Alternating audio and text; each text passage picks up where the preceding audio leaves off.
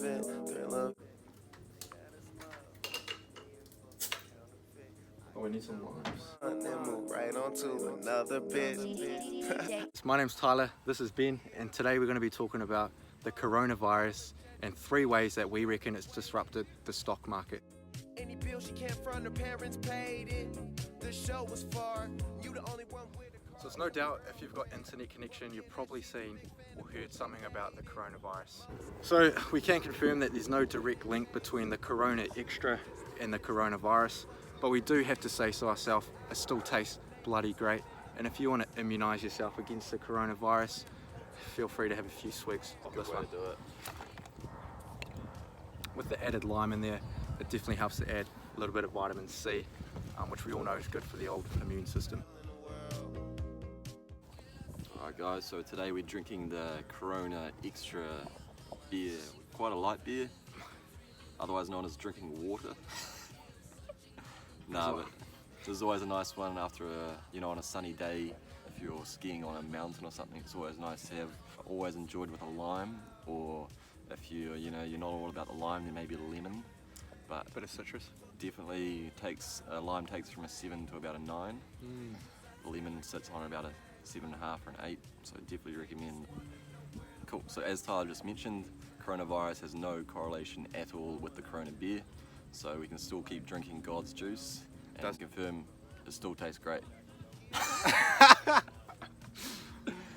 And obviously Corona beer has been discussed alongside coronavirus, so as a result of this, We can't believe we have to tell you this, but just in case, Corona beer is in no way related to the coronavirus.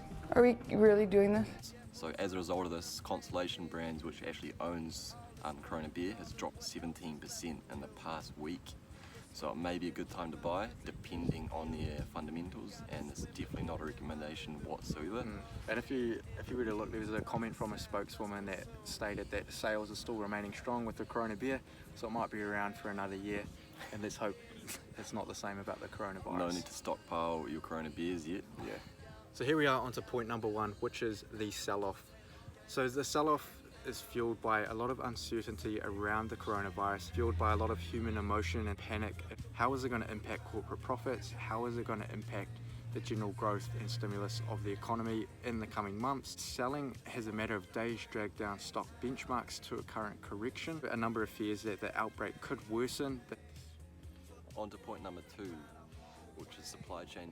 So manufacturers across China have endured long and unexpected shutdowns of their factories as a result of the coronavirus. And overseas buyers have stopped coming to them. So factories have been shut down since late January, and we're unsure as to when they're going to be opening as well. So this is definitely having a negative impact on the supply chain. Definitely is affecting China heavily. Their GDP will probably decrease this quarter.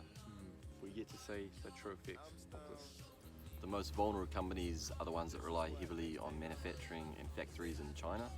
So now we're on to point number 3, which is reduced consumption, or the precautionary measure. So there's been a number of precautions advised by health boards, by governments, in order to reduce the amount of exposure and people interacting with each other.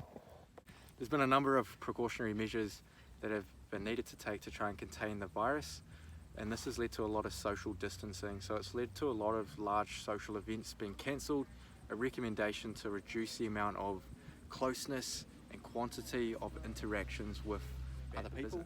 Definitely bad for business. People stop coming to bars, stop travelling, Stop flying, yeah, exactly. Just stop doing what people like to do. Yeah, exactly.